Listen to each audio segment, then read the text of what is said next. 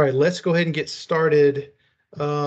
Before we start, you all know that I like to get a good story from somebody. Does anybody have a good story they can share with us? Good story about being out in the field, taking the stairs. Anybody?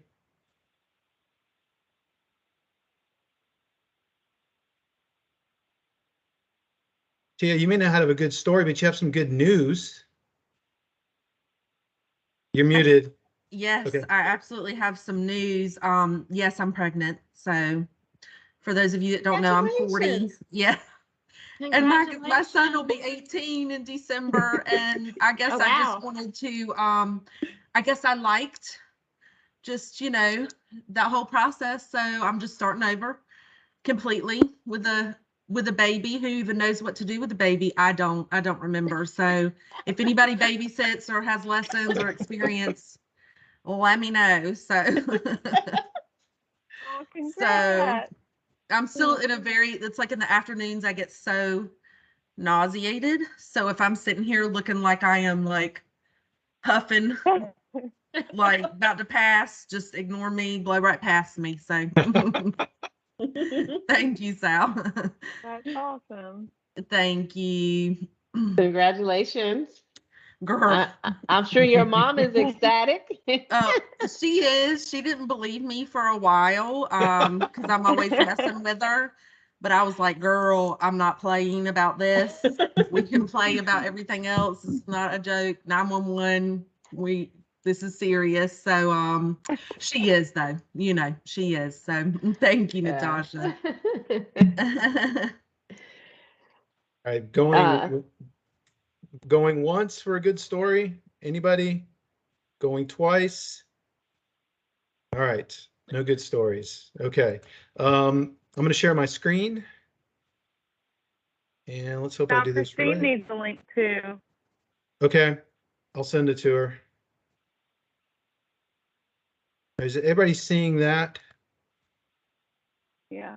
Seeing my screen? Yes. Okay, let me just forward this to Christine. Oh, and Jennifer didn't, yeah, might need it. She said she didn't know about it.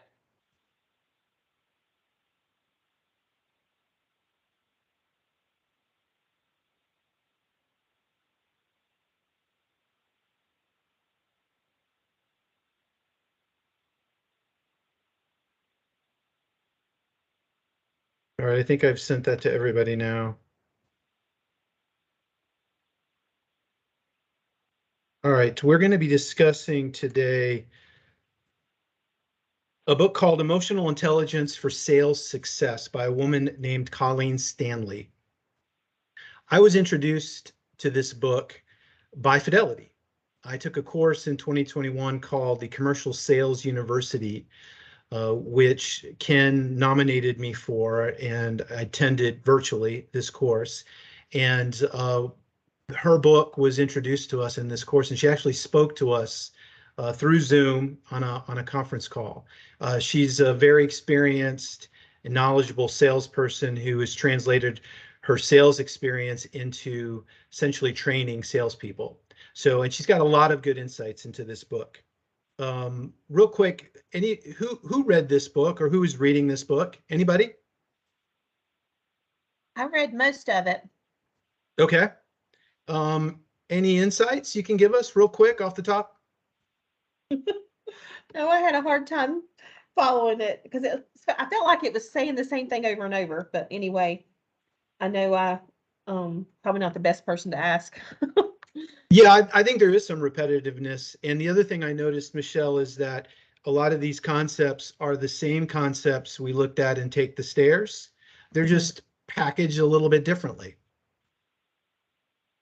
So here's the roadmap we're going to be talking about, all the way from the mindset that you should have as a salesperson to some best practices. So we're going to start out with a little quiz. I'm going to ask you all, what do you think your job is? So is your job to sell units? Who agrees or disagrees with that statement? Selling units? How about building relationships? Who would say that their job is to build relationships? Definitely. I think so. Okay. And how about making money? Making money for yourself, making money for the company. Who would say Of that that's what their job is? Anybody? Show of hands. Oh, yeah. Okay. Yes, all of the above, but not according to Colleen Stanley. Okay.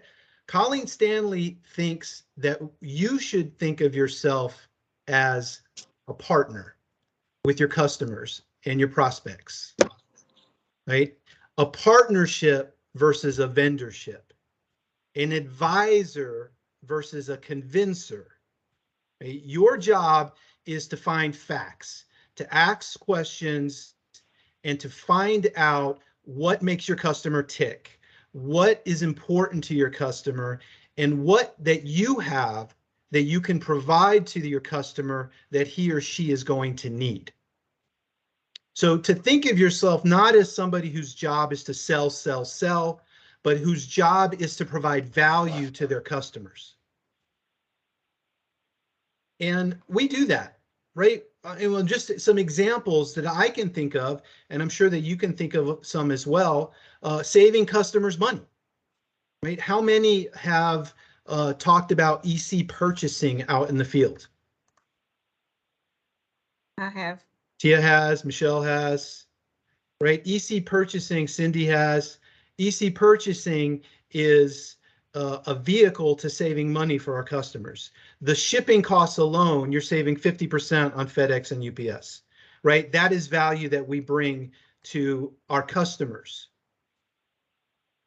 We save them time, right? If we have inside staff that is responsive, which all of our inside staffs are, if we have commitments that are clean and don't have mistakes, if we help our customers find priors, we're saving their time. So bringing them value. And if they can save a few minutes here and there, then maybe some of them get to actually leave at a reasonable hour, right? And that's providing value to them. We may help them grow their business, right? All of you are in the real estate field and you know various players in that field. Some of you may know real estate agents, you may know builders, developers, right? If you have happy hours where you're making introductions from an attorney to a builder, or an attorney and a developer, or an attorney and a real estate agent, or if you know that there's a paralegal who's looking for a job and an attorney who's looking for a paralegal, and you're helping put the two of them together, then you're helping them with their business. You might be helping them to be better at their jobs by providing newsletters, articles, putting on CLEs, doing lunch and learns, right? You're helping them become better at their jobs. Or you might make a customer look better by putting them in touch with underwriting counsel who helps them find a solution for a problem. And if our underwriting counsel can help them find a solution, then the attorney or the paralegal looks that much better to their client when they help bridge the gap that is causing a delay in their closing, right? Those are all examples. And there's others examples. Michelle, Cindy, Kathy, all worked as paralegals at one time. And I know that they know tricks with SoftPro.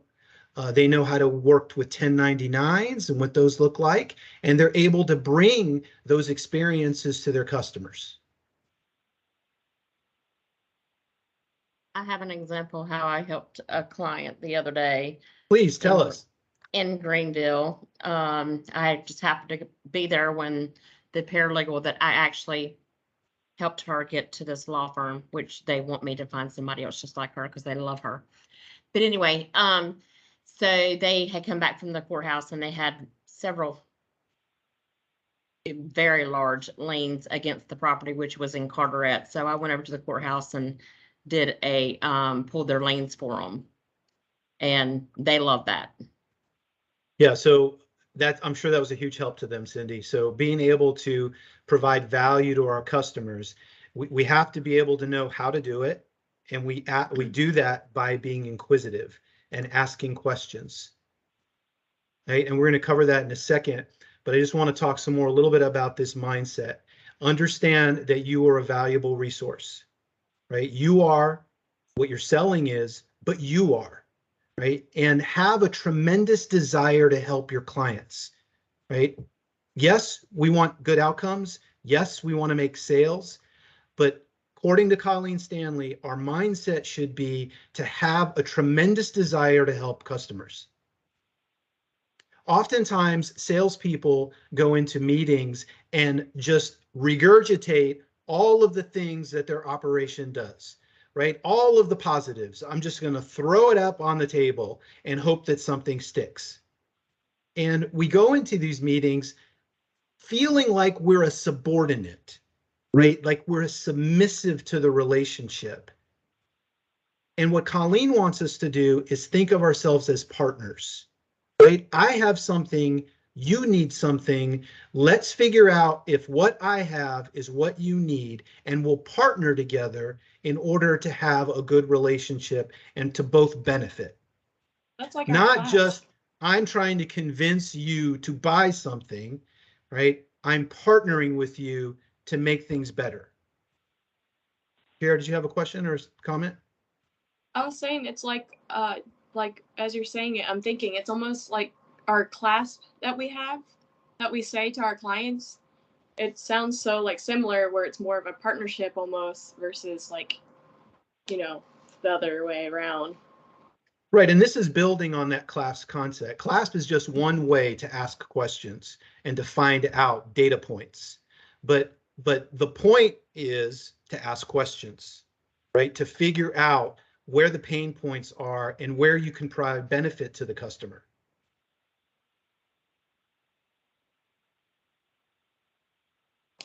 Is everyone still seeing my screen? Yes. Okay, all right, perfect. And this process, this partnership may take some time. It doesn't happen on day one. It doesn't happen on your first meeting. You have to pull out of the customer what it is that you can help them with, and then you've got to provide that help, maybe more than once, and show that customer that you're worthy of being trusted as their partner.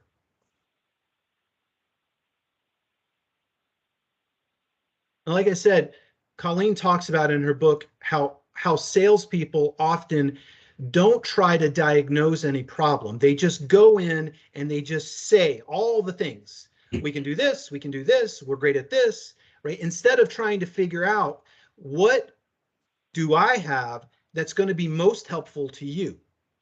And understanding that it may not be one size that fits all. Sal, Yes. when you say that, immediately asking questions and listening. I think when we go into offices and we have an objective and we really want to achieve that objective, what happens to most of us is we, like you were saying, just talk so much. If you just ask a question and let your customers tell you, I mean, this is what you're saying, tell you what they, prefer, what they need. I mean, and you said it before, mining, we're just finding out information. But I feel like, and again, be easy on yourself. Like that happens, you're anxious when you walk in and you meet you're going to an office for the first time. But I think that has been something that I have had to work on, is just shutting up and letting a customer tell me, let them talk.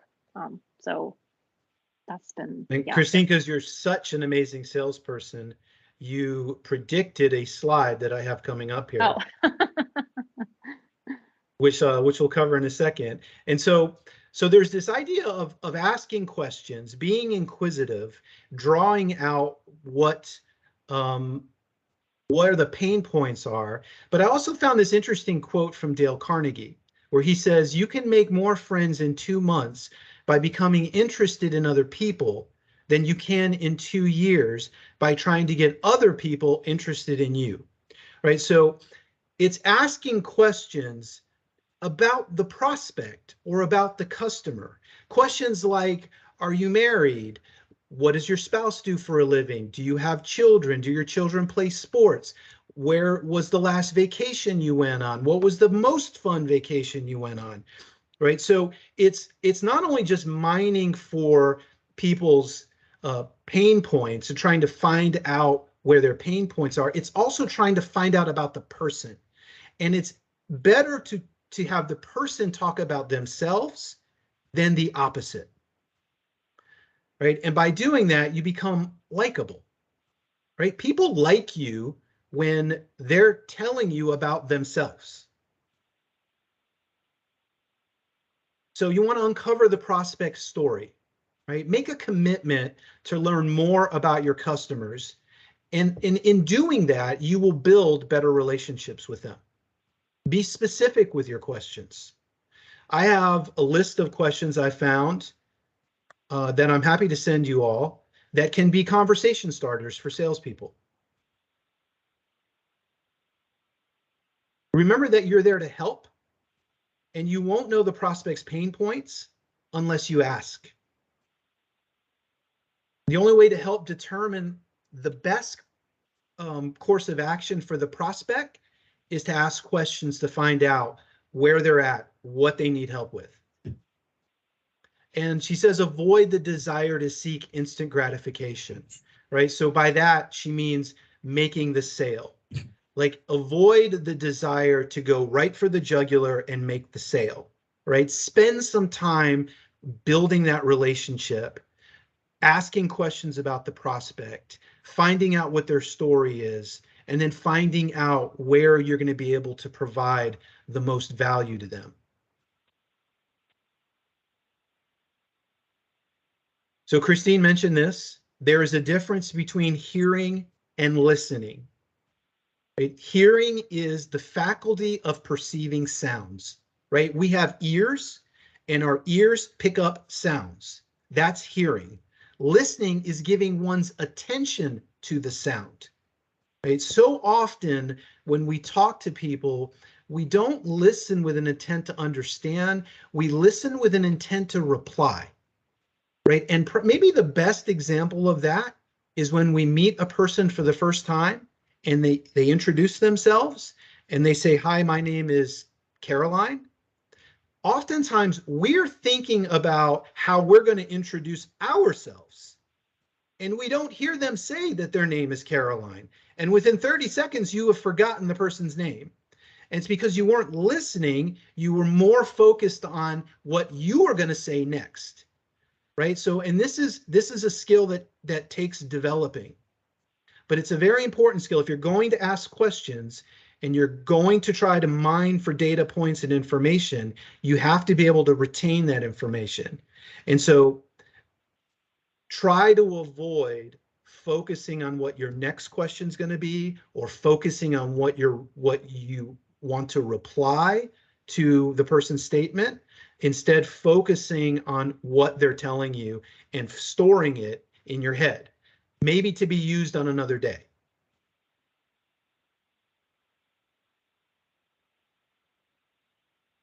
She gives us these 4 traits of likability, right? And number 1 is friendliness, right? And friendliness is being positive and having topics of conversation.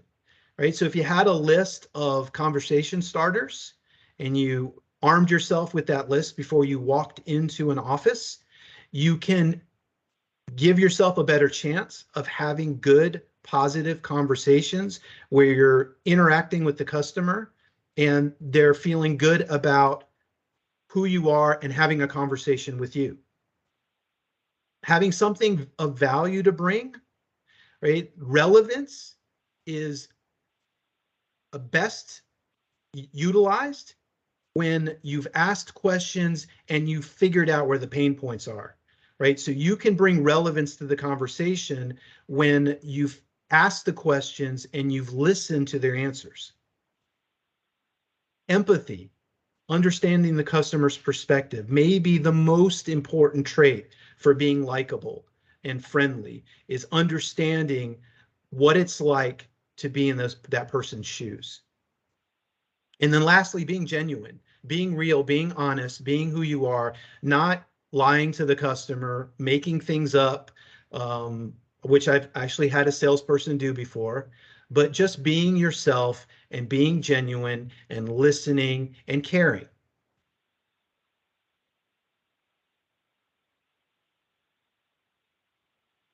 So that's mindset. And then she talks about something she calls emotional intelligence. Right? And this is one of the probably the more important aspects of her book. Right? She defines emotional intelligence as the ability to recognize your emotions and to correctly identify the emotion you're feeling and know why you're feeling it, and then to adjust your response to the trigger or event in order to achieve the best outcome.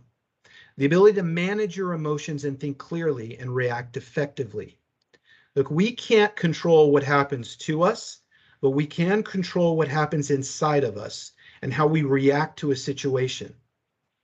And lastly, she says your self-worth should not be based on outcomes, but on effort, right? A focus on effort, and we've talked about that before. So what she's talking about is we have in our very primitive brain this flight or fight instinct that goes back millennia, that is endemic to being an animal, right? When we find ourselves in stressful situations, we have a flight or fight response. Either we stand and fight, we get angry, we get emotional, or we leave. We get out of the situation. And what Colleen is trying to teach us is we have to be able to control that, right? Because if we can control what's happening inside of us, we have a better chance of achieving an outcome that's beneficial. So I want to illustrate this with an example, right? So imagine you go into an office for the first time. You just so happen to bump into the attorney who's in the lobby.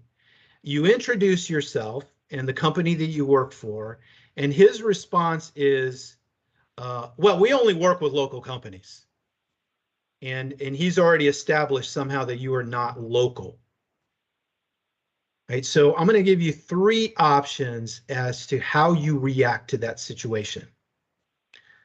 Oh, okay. I won't bother you then, and you walk out. 2, fine, and you storm out because this is such a BS answer.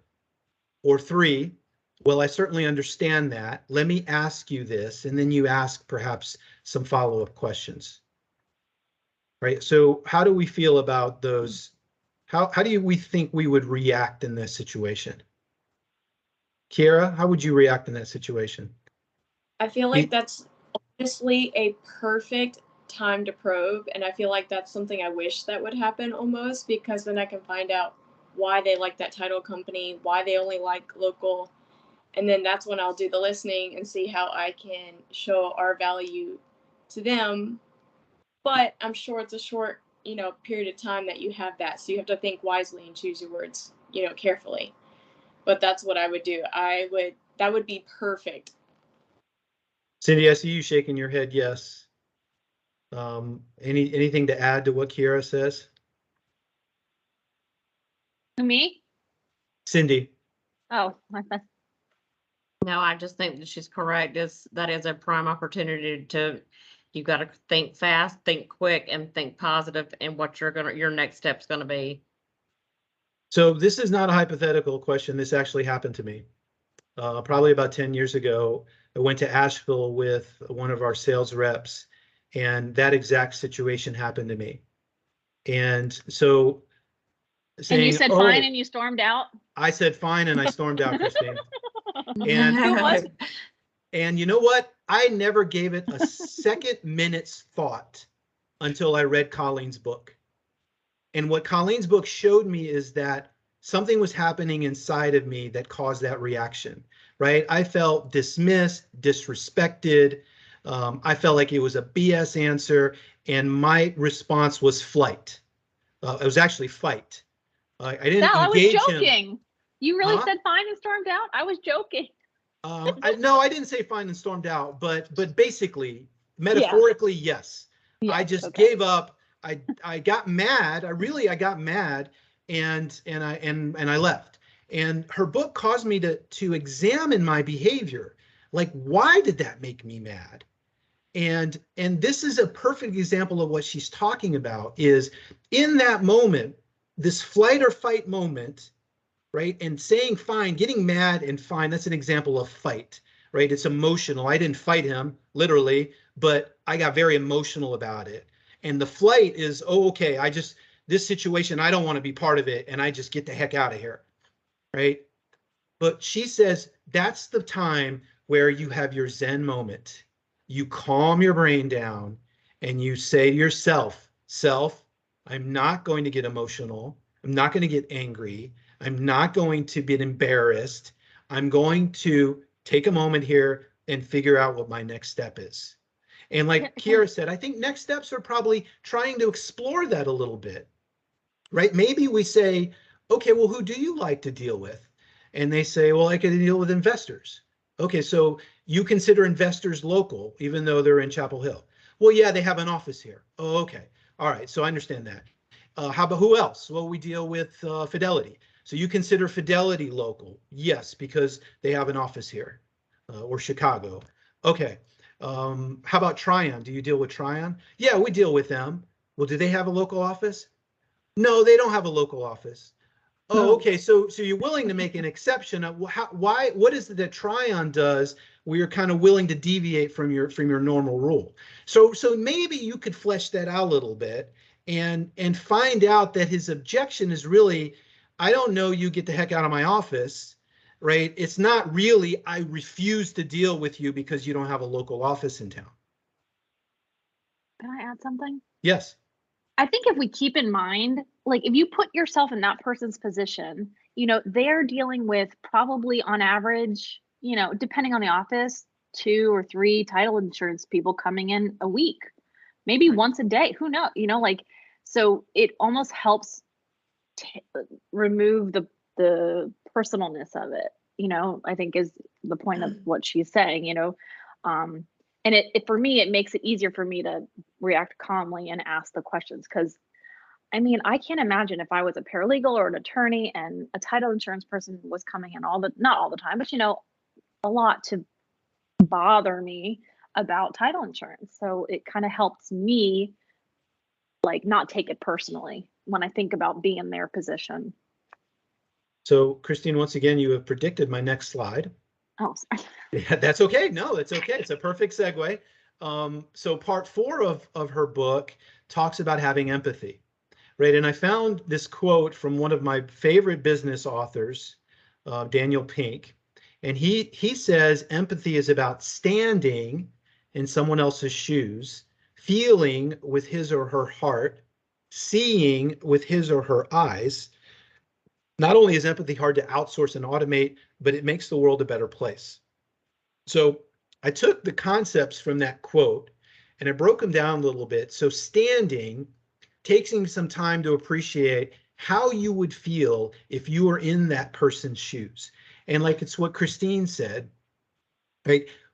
Trying to understand what it would be like to have 3, 4, or 5 sales reps all come into the office and all ask you for the same thing when you only have so much to go around, and how frustrating that might be.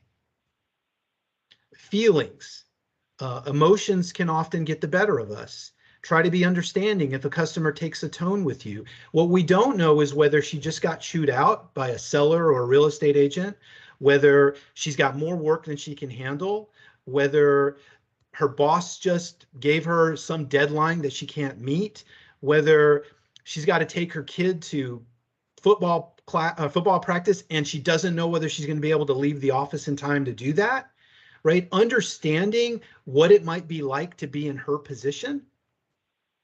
And then senses, using your senses to gather information about the situation the customer is in.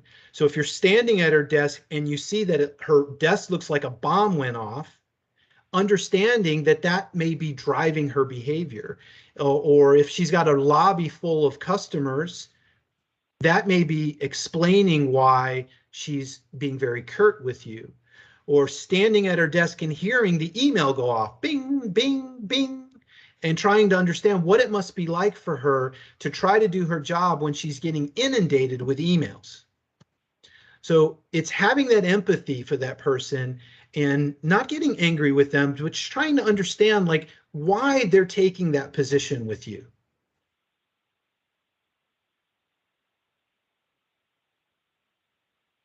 All right, and the last part is kind of, I wrapped them up into some best practices. And I mentioned at the outset that some of these notions and concepts are going to be very similar to what we saw in Taking the Stairs. They may just be packaged a little differently, but both Colleen and the author of Take the Stairs are sales trainers, right? So when multiple successful sales trainers start telling you the same things, maybe there's something there that we can work with. So several of her best practices, I'm going to go over, starting with this one. And I think this is very important, y'all. And I don't know to what extent we do this, but taking time to determine what is working and what is not working, and then obviously do more of the stuff that is working. So I don't know if you all do this or if you've ever done this, but at the end of your day, think about the day and how it went, all of your calls and how they went, and ask yourself, what did I do well? What conversations did I have? What words did I use? What interactions did I have were really good? And why? And file that away. And if you had things that went wrong, ask yourself why they went wrong. What happened? What could have you done differently to turn that negative interaction into a positive interaction? So taking some time to debrief yourself about what happened during the course of your day. Can you describe your best fit client? Right? I think this is also something, this critical thinking about why you have great relationships with some people and why you can't get an order from another person, right? Is it because your best fit client is attorney or paralegal? Is it male or female? Is it counselor or entertainer, right? What causes you to click with some people so easily and others not so easily? If you can spend some time identifying that, then when you come across a prospect that fits that criteria, that should be someone that you tell yourself, I can win this one. I can develop a good relationship because this person is fitting all of that criteria that I think is a good fit for me. I think it's just an interesting thought experiment to think about what your best customer is and what that person looks like. My best customer is a reasonable, non-crazy person. How about that? Well, good luck finding those people, Christine. Ah.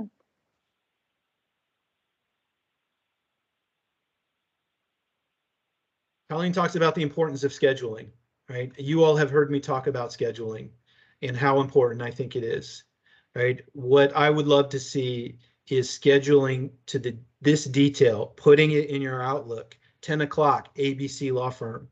11 o'clock, XYZ law firm.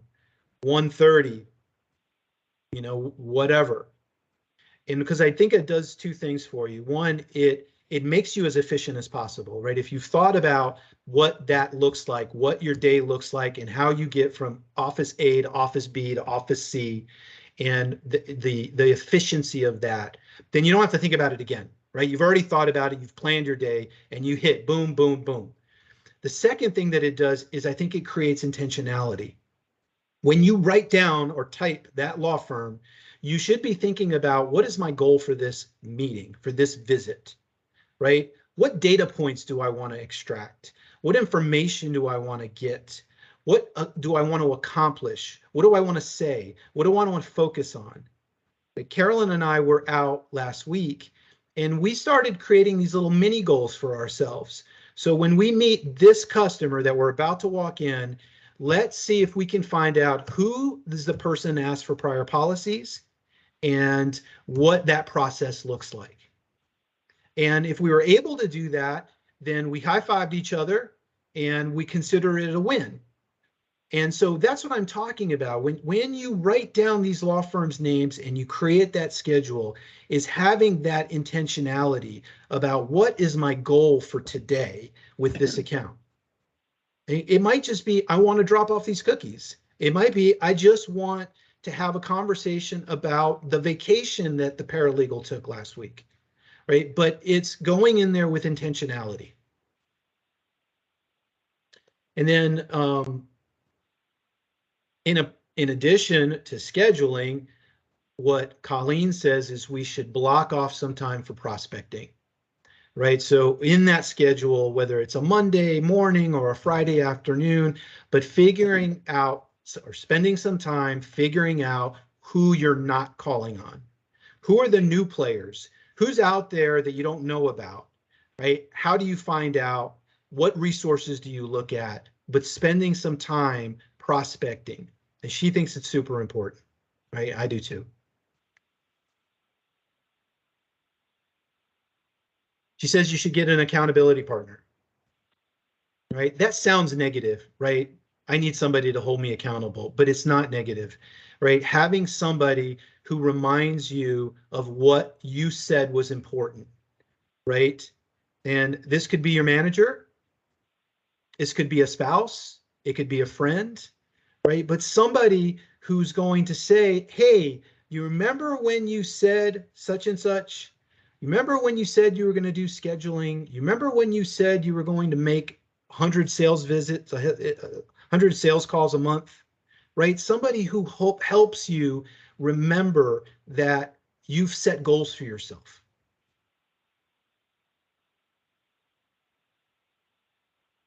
Using customer sheets. I think this is also a very interesting and perhaps fun exercise. Colleen likes to use customer sheets. So she is basically finding data points that she wants to extract from the customer. So if you sat down with yourself for like 30 minutes and asked yourself, if I'm going to get data from my customers, what data points would they be? Birthday, spouse, no spouse, kids, no kids, hobbies, favorite vacations. What would it be? I think it would be an interesting exercise for you to sit down and ask yourself, what data points do I want to get out of all of my customers and be able to keep track of them? And what that can lead to is opportunities for you to start conversations, right? Somebody tells you about their favorite TV show, right? Maybe you've seen that TV show. Now you have something that you can talk with about that customer. Right? For years, one of my best customers, we talked about the TV show Lost. I know I'm dating myself by talking about Lost, but that was always something I could go to with her. If the conversation stalled or just to make a connection, I could talk with her about Lost. What happened in this episode? Where is it going? What do we think is going to happen? Can you believe that this happened? Right? So ask yourself what data points you would want to have on each and every customer, right? To be able to have conversations, to be able to connect better with that customer. I think it would be a fun and interesting exercise for each of you. Proper care and feeding of your internal customers, right? So we're talking about staff there, inside staff. You should have a relationship with your inside staff, right? If there are times where they're going to make you look bad, and we've probably all have experienced that, but there are more times that they're going to make you look good, right? And we got to take the good with the bad. And we're selling, and oftentimes we're selling the services that they're providing, and they get it right way more times than they get it wrong. And it would take nothing for you to send an email to somebody and say, hey, I just heard that you did this for the customer. Way to go. Thank you. Or maybe you brought that person a little treat, or you told them you're going to cover their lunch, or you just sent an email to the manager and said, hey, Michelle did this awesome thing for me today. I just wanted you to know. Or better yet, to the whole team. Hey guys, I was out in the field and Michelle did XYZ, and I just can't tell you how great it is and how much our customer loves what she did. Right? And you're building these relationships and bonds with the inside staff. And when you have that relationship, it makes it really easy to have conversations with them if things do go wrong, Or if you need a favor, hey, I was out in the field and was talking to this customer about prior policies, and they said we were a little slow. The next one that comes in, could you put that to the front for me, just so that we can show them how quick we are, right? Like something like that, right? If you have that bond and that relationship with that inside customer, you can have that conversation. Mentoring other salespeople. So you all are all salespeople for Fidelity around the state. You may or may not interact very much, but we do have these conversations. And when you impart some wisdom or something that you've brought, you're helping our entire group, our entire sales team get better. And when we have really good people, that's only going to benefit us as a whole. So I just give you an example. Christine has a customer in Charlotte. That customer is going to move to Wilmington. When she moves to Wilmington, she looks up Carolyn and says, Christine was my salesperson in Charlotte, and I just really loved her, and I loved Fidelity, and I just figured that Fidelity has great people, so I want to work with you. Right? So that's just an example of when we're all helping each other to become better at our jobs, how it benefits all of us, right? Because we have we become a group that has a reputation of outstanding service.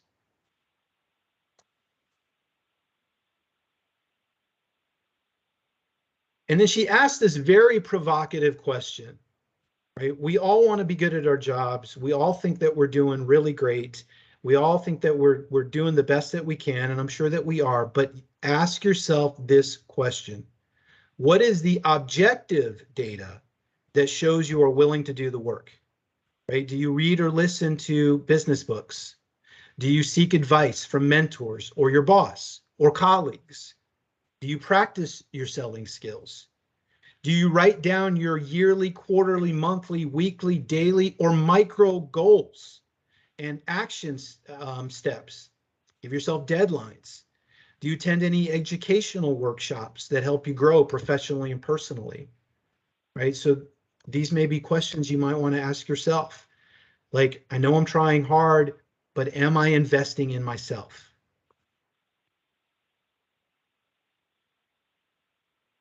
And lastly is setting goals. And I call them CSFs. CSF stands for critical success factors, but they're goals, right? And we can set goals like, I want to get 100 orders in a month, or I want to get 1,000 orders in a year. And those are good goals to set, y'all. We should have goals of, that we're trying to achieve certain outcomes, but we can't control who sends us orders, right? That's outside of our control. We want to do the best that we can to influence a certain outcome, but at the end of the day, we have to rely on a third party in order to achieve that outcome. Right? But there are goals that we can set for ourselves that are completely within our control, right? And here are some examples. Make 100 sales calls a month, right? That's within our goal. Well, that's within our ability. We don't have to rely on anybody else. If we set that goal, we can do it. Have lunch with 3 customers per month. Spend 3 hours a week on personal or professional growth. Read a sales book once a month. Attend a networking event once a month. Host 6 lunch and learns every year. Host 3 happy hours every year. Send out a monthly newsletter. Discuss EC purchasing with 1 customer per week. Spend 2 hours a week assessing my performance. Spend 2 hours a week prospecting. Spend 5 minutes every day engaging in positive self-talk, right? Those are just some examples. Right, you can set some micro goals for yourself, like Carolyn and I did when we were out last week. Right, this call, I want to find out, boom, boom, and boom. Right, those are within your control. You can make those things happen. And if you've highlighted certain things, if you've highlighted certain efforts that you can make, they're likely to result in good outcomes. If I'm doing lunch and learns, if I'm making sales calls, if I'm hosting happy hours, if I'm hosting CLEs, right, I'm bringing value, the orders will come. We can't necessarily control the orders, but we can control the things that we do.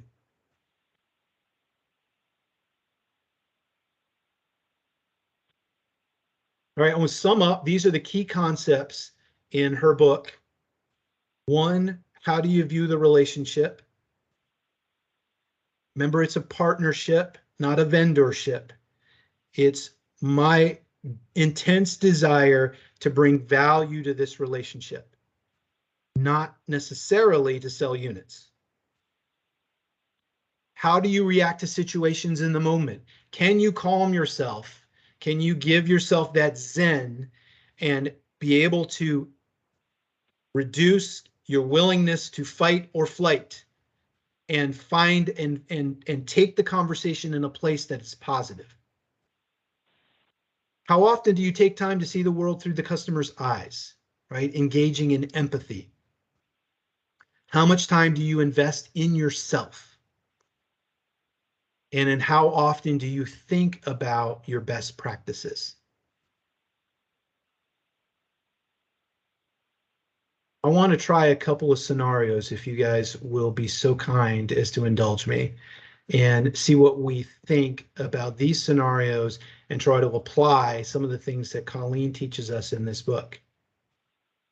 All right, so first scenario is you're talking to a paralegal, maybe for the first time, and you tell her the things, right? All the things. And she's like, that's great, we'll start using you. All right, what happens next? Christine, you want to volunteer for this one? Sure, yeah. So yeah, hey, What- great, we're going to start using you. Okay, so now what? I'm still in the office talking to her. Yes. Yeah, I mean, I'd be like, that's amazing. So do you know how to send us an order? Do you know how to locate priors with us? Who searches who's your abstractor? Do you have somebody on staff? Do you contract that out? I want to make sure they have the information to know how to find priors with our office. So if you wouldn't mind giving me their name, I'll just send them an email, just make sure they have the information. And when I get in the car, I'm gonna send you an email and make sure you have our email address, the contact to our underwriting counsel in case you have any questions. I'm actually I would love for you to copy me on that order request, your initial order request, because I'm gonna make sure that the office knows it's your first time working with us and that everything goes as smoothly as possible. Yeah, that's basically how I'd handle it.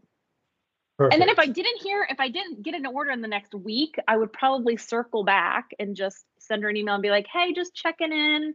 Want to make sure, you didn't forget, or I don't know if I would say forget, but, just kind of remind her again, be front of mind again in some way, so that it might even be like, not even talking about the order, but just maybe bringing up like that commonality. One of those things that we, established in the conversation, like we both, like you said, watch a TV show, or we both have little kids, or anything like that, that I could just like send an email to her and she would probably go, oh, darn it, I haven't sent them an order or whatever, The only thing I would add, Christine, is before I left the office, I would tell them, this is awesome. I'm so happy that we're going to work together.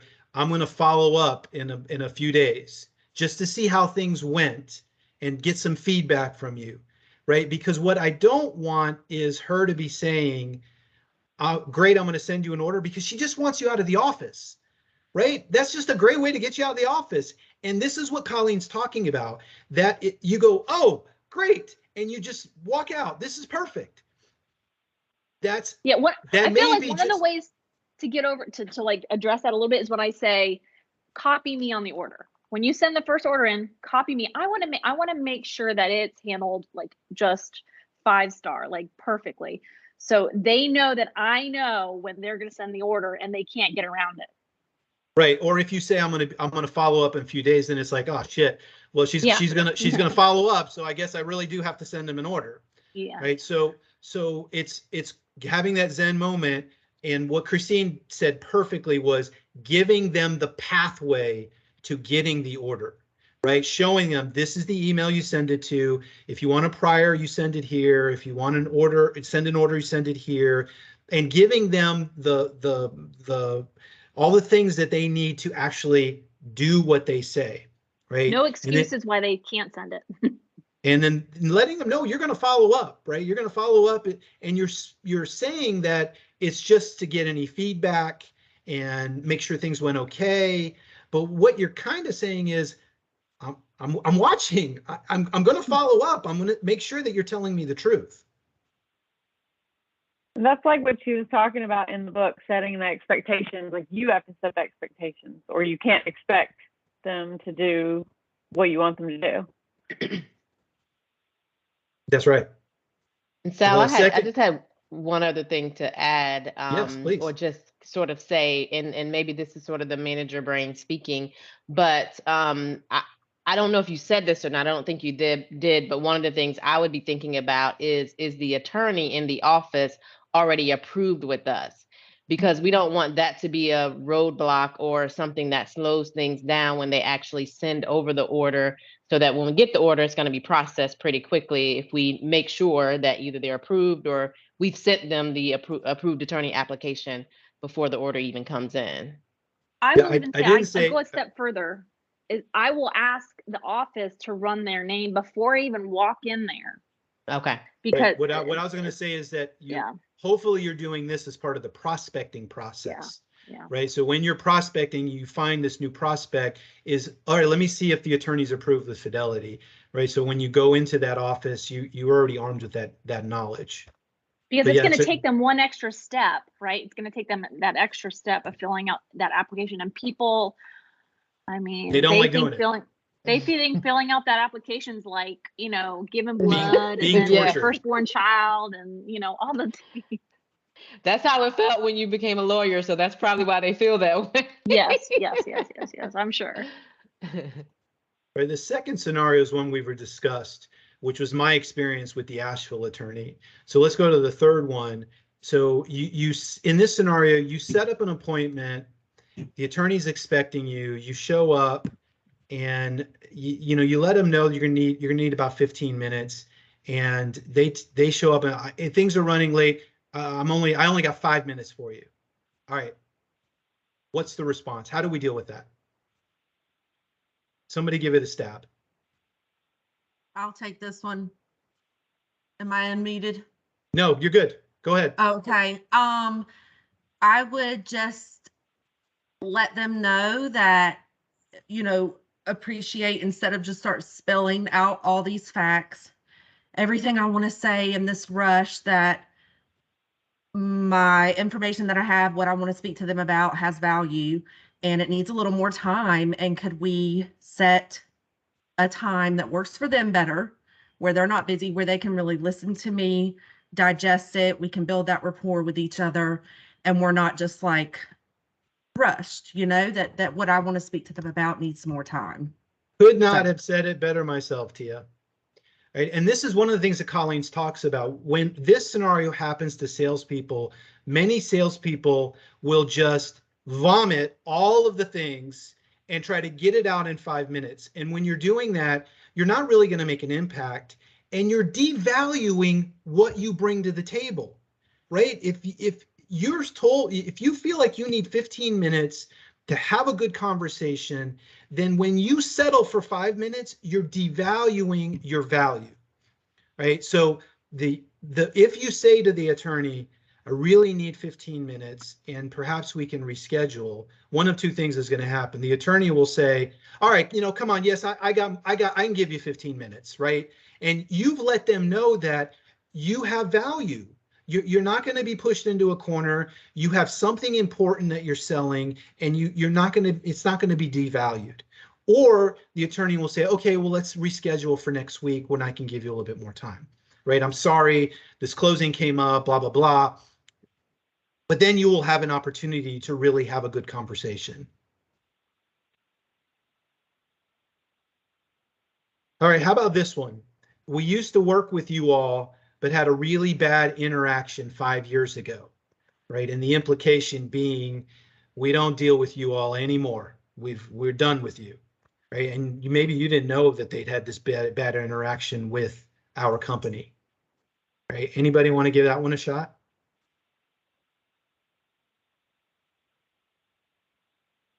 All right, I'll talk about this one. I think first of all, you exhibit empathy, right? I'm sorry that happened to you. That does sound like an awful situation. I'm sorry that you had that bad interaction.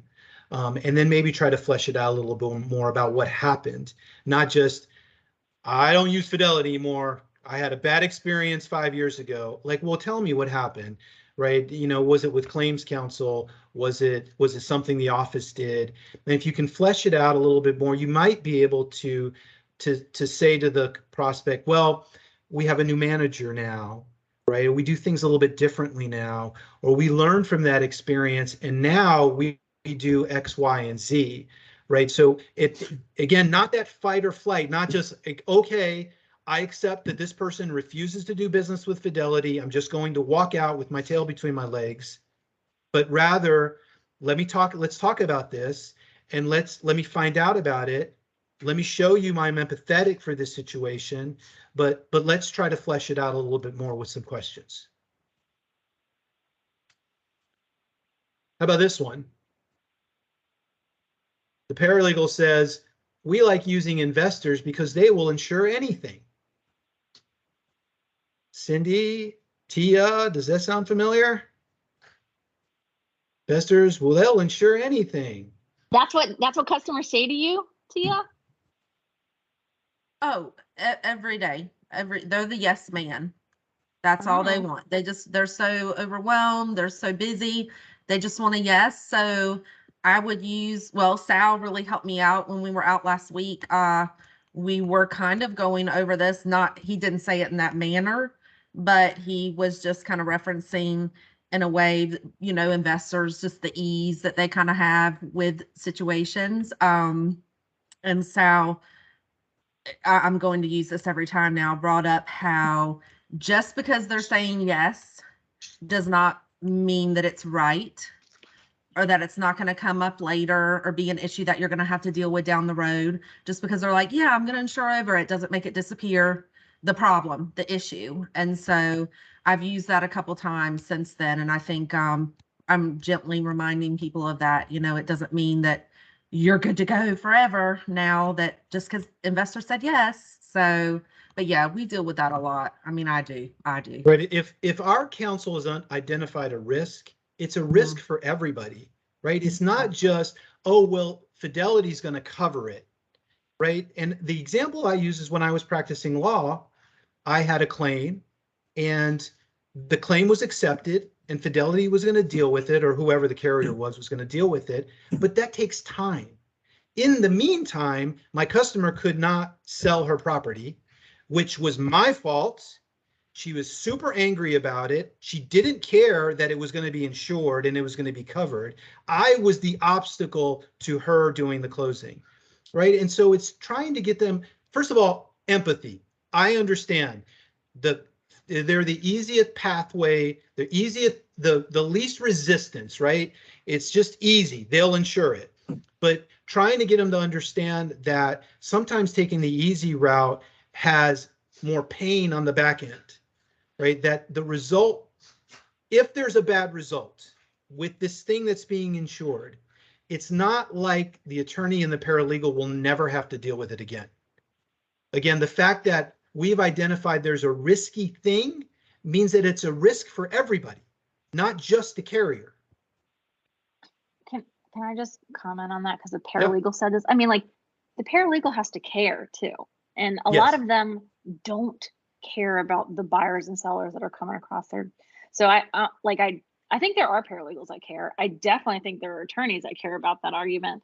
So right. I feel like if it falls on deaf ears with the paralegal, if you could get that in front of the attorney, that you know, but sometimes they just don't care. They don't care. Yeah, them, and that's part of, you know, being having empathy for them. Like, they have really hard jobs and they're being forced to drink out of a fire hose every day, right? So they're going to try to take the easiest route.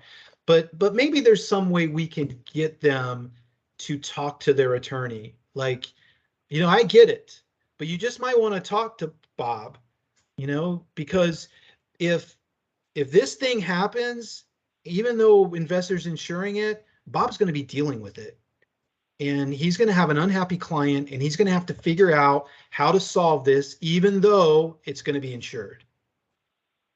So it's not so much necessarily about the money, but about the time and the effort that goes into, and the angst that goes into dealing with that situation. So I would tell attorneys, and they all agree with me when I say this, anytime you open a file post-closing, you are losing money. Right? So even though it may be insured, if 2-3 years later, you've got to go to storage, find that file, figure out what happened, who insured it, what the scenario was, that's costing the firm money. All right, last one. All you people who are fighting Tryon right now. Okay, we like to use so-and-so because they bring us treats, right? Who's got a response for that? Oh my gosh. Michelle? Other than, are you kidding me?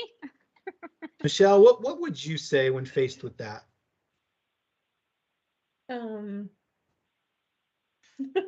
we're faced with that every day. Okay, well, I'm going to give you a good answer as soon as you tell me what you would say. Okay, I'm thinking about it. Well, we're not about all the treats. We do bring you treats, but we're about customer service. And,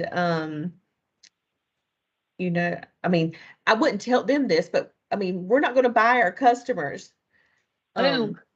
But you nailed it. You absolutely nailed it, Michelle. But I Right? did say that. You're devaluing yourself that. as a salesperson and the value that you bring when it's all just about, I'm going to bring you treats. Like, we do more than bring you treats. Like, yes, we can bring you treats, but we want to bring value to this relationship that's more than just the cookies. Okay, Right? I can share, and I'll share with you what happened to me yesterday with Tryon. I was in an office helping on a file that the assistant needed help on doing a final. And so before I went to this office, I said, I just want to make sure no one's scheduled to bring you guys breakfast. I didn't want to, have an awkward moment running into another sales, bringing them breakfast and that kind of stuff. So I called and I was like, just want to make sure no one's bringing you breakfast. And she was like, no, we're good. And I actually did take her breakfast. But so anyway, I was there probably about an hour, and then Tryon brings in this huge box of muffins, bagels. I mean, just ton of stuff. And I overheard one of the other assistants tell one of the attorneys, well, there's bagels and stuff in the break room. And she was like, this is almost every other day that Yep. they're bringing stuff. And I Wow. just kind of chuckled to myself. I didn't say anything, but I was just like, it's a lot. That's what I'm hearing from all of you. Well, I've Were been you- told that until I can bring nicer gifts and bigger gifts and try on, that they're not going to use me. Yeah, so but I think you nailed it, Michelle. Look, we can do treats, but we want to bring value to the relationship. We do more than just treats. And what you might want to explore with them is, I had this conversation with Ken, and I don't know this, but it makes sense to me. Ken seemed to know this. Their work is sloppy. Right? They have so much volume that's coming in because the salespeople are just buying everybody's favors, that they push out commitments that are that have bunches of mistakes in them, which creates more work for the paralegal. So you might want to ask them, like, so are you finding that their work is good? Or do their commitments come back with errors? And really just kind of be inquisitive and see what they say. And if they say, yeah, no, their work is perfect. Well, okay. But if they say, no, well, yeah, I mean, they do make a lot of mistakes. And that's when you can say, well, that's what I'm talking about. We want to bring value. The value that we bring is not forcing you to call the title company 2 hours after you receive the commitment because it's got all these errors in it. I did ask that follow-up question about service, Sal, and the paralegal that I was speaking with on this particular instance said, you know, I asked about turnaround times and how quickly they were and how responsive they were to the paralegals. And she's like, oh yeah, it's great. It's great. I mean, the people we're talking to have to care about quality for lack of quality to be an issue for them, you know? And sometimes, and this is not an excuse, but we, you know, like I can't solve a problem that they don't see as a problem. All they see for whatever reason is, yeah, like the goodies, the treats, and it's so frustrating, you know? I mean, I feel like they have become the realtors. When the realtors are so finicky about like who they work with, there's no loyalty because they just want like the easiest, quickest, you know, whatever closing, and to get their check. It's like they've now become the new realtor. I just feel like sometimes the paralegals don't care about quality. So I think obviously it's a good conversation to have and to ask them that. I just think sometimes the goodies and the food scream louder than what really matters, and it's ridiculous. In your example, Christine, wasn't it the speed that what she was highlighting? How quick they were? Yes, how quick they were, how responsive they were. You know, you're right. She didn't say anything. It was Rinda at Norwood Armstrong. So she didn't say anything about quality. Right. So two questions there. One is the speed. So if they're finding out that it takes 3 hours to get a commitment back, then that's something that you can talk about, right, and compare and contrast. But also the quality of it, right? If it's full of errors and you've got to take time to have that binder corrected, right? You know, that's something. People do care about having their time wasted, even if they may not care about the, you know, other things. But, you know, if it means leaving at 6 instead of leaving at 5, they might care about that. So I just don't think she's experienced that. I just haven't gotten that. It's good to know that from you through Ken or whatever, that their product is subpar, but I haven't gotten the feedback that their product is, you know, less than stellar. So that's what I challenge you all to maybe do some follow-ups along those lines, because I don't know the answer. And I'm not going to assume that it is crappy, but if it is, that's some way you can contrast yourself. See, this is what I'm talking about. Yes, we can bring you the treats, but we're here to provide value, and this is how we provide value. Kathy, I just think they'll put up with a subpar product for food, as long as the attorneys. Kathy, what did you say to that comment about you're going to have to bring bigger and better stuff than Tryon? I blatantly said, we're not going to try to buy your business. And I regretted saying it a little bit later. This is not a person that sends us orders now. It's somebody I used to work for, and they've been bought out. But their other office does the same thing. And this is not the only office. I mean, it's about what we can do. So when I take in goodies and maybe some extra things, I've made a point to say, I'm not trying to buy your business. I'm thanking you for the business that you've sent us. Yeah. And I want them to know that. And they say, oh, you know, yeah, we're good with that. But I mean, it's a thank you from me, not a please send me work. So that feeling you were feeling of sort of regret later on, that's what Colleen talks about in her book, is the fight aspect, right? That really frustrated you, and you said what you said.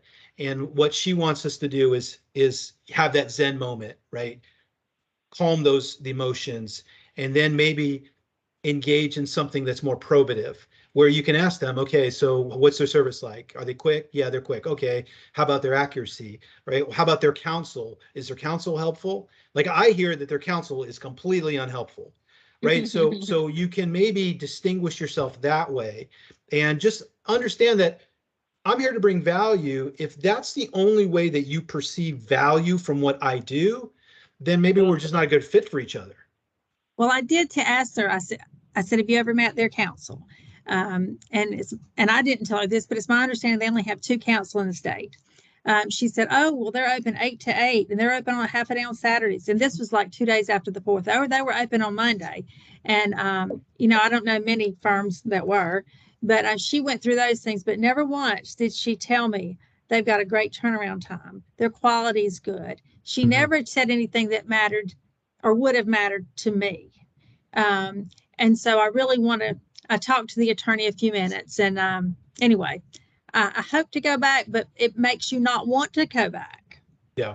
So Yeah. when I'm taking in a bag of mints and they're bringing in $75 gift cards to restaurants at the beach to go on their vacation, Right. it's different. Right. So that kind of is a good segue to my last slide.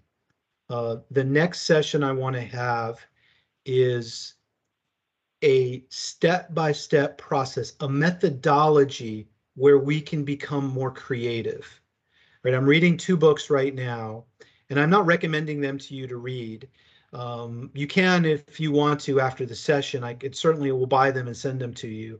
But what I want to come up with is a process where we can sit down and we can go step 1, step 2, step 3, and at the end of that process, have something, a spark or some area of creativity that we can then take out into the field.